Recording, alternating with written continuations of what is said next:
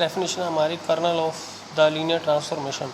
अगर F linear transformation है from V to U, तो कर्नल में ये डोमेन के एलिमेंट इकट्ठे करते हैं। वो एलिमेंट हैं वी के जिनका इमेज ज़ीरो हो इधर, ठीक है, जिनका इमेज यहाँ पे ज़ीरो बन जाएगा। इमेज यू को बिलोंग करेगा, वो ज़ीरो आता जाएगा, तो वो उस एलिमेंट्स इकट्ठे कर लेने हैं, that is kernel of F. इसको इस तरह से डिनोट करते हैं कर्नल ऑफ एफ को। इसी तरह रेंज क्या होती है? रेंज ही होता है इसका सबसेट होता है। जो कर्नल है इसका सबसेट है, रेंज इसका सबसेट है। रेंज में वो एलिमेंट लेने हैं, इस तरह के एलिमेंट लेने हैं एफ एक्स, जो इसके एलिमेंट हैं उनकी इमेजेस इकट्ठी कर लेनी है, इनके एलिमेंट्स की इमेजेस इकट्ठी कर लेनी है, that is F V. This is image of we.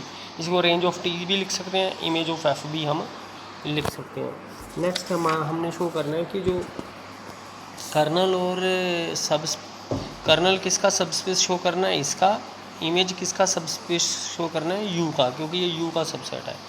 तो हम यहाँ पर कर्नल का शो करते हैं। तो क्लियरली सबस्पेस शो करना है, तो ज़ीरो का इमेज ज़ीरो होता ही है, तो ज़ीरो का इमेज ज़ीरो का मतलब जो ज़ीरो है, जिस भी एलिमेंट का इमेज ज़ीरो है वो कर्नल में आ गया, ज़ीरो कर्नल में आ गई। इसका मतलब kernel F non empty set है। अब सब स्पेस वाली डेफिनेशन लगा देनी है कि अगर दो एलिमेंट ले लें सब स्पेस के और इसके ले लें, अगर alpha x plus beta Y भी कर्नल को बिलोंग कर गया तो ये सब स्पेस बन जाएगा। ये सब स्पेस की डेफिनेशन है। तो ये alpha x plus beta Y kernel को कब बिलोंग करेगा? अगर इसका इमेज ज़ीरो आ जाएगा। तो इसको हम ऐसे लिखते हैं क्योंकि ये लीनियर ट्रांसफॉर्मेशन है।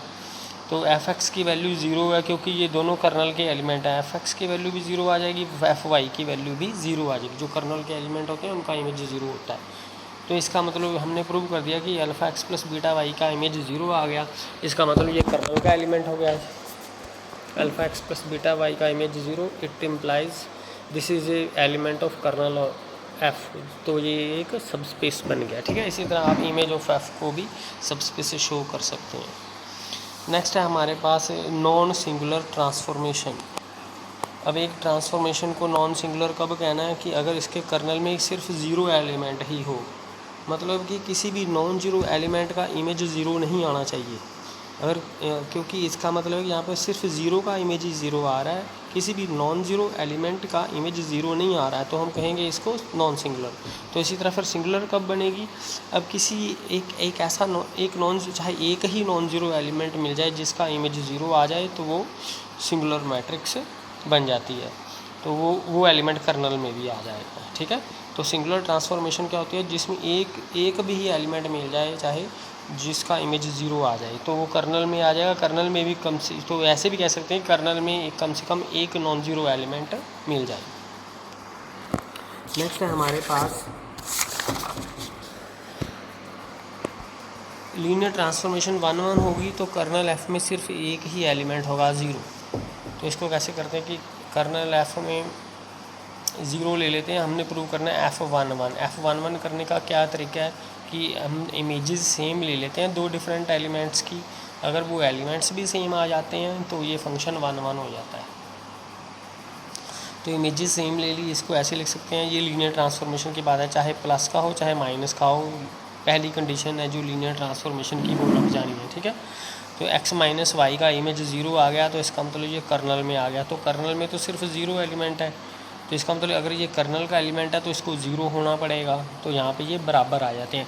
तो अगर इमेजेस सेम ले लें, हम इमेजेस सेम ले लें और वैल्यू जो पॉइंट है वो भी सेम आ जाए तो जो फंक्शन होता है 1-1 होता है। कन्वर्स आप बुक से पढ़ सकते हैं। उसके बाद ये हमारे पास अगली थ्योरम है कि अगर ये लीनियर ट्रांसफॉर्मेशन है, नॉन सिंगुलर है, तो images of L I set is also L I. तो हमने पिछले थ्योरम में पढ़ा था अगर इधर एल आई सेट है तो उसकी प्री इमेजेस एल आई होंगी। पर इस क्वेश्चन में क्या करें, इधर एल आई हो तो उसकी इमेजेस भी इधर एल आई होंगी। तो उस केस में होगा अगर वो नॉन सिंगुलर होगा, ठीक है। तो एल आई हमने सेट ले लिया वी का, हमने शो करना इमेजेस भी एल आई है, तो नॉन सिंगुलर लेना पड़ेगा उस केस में।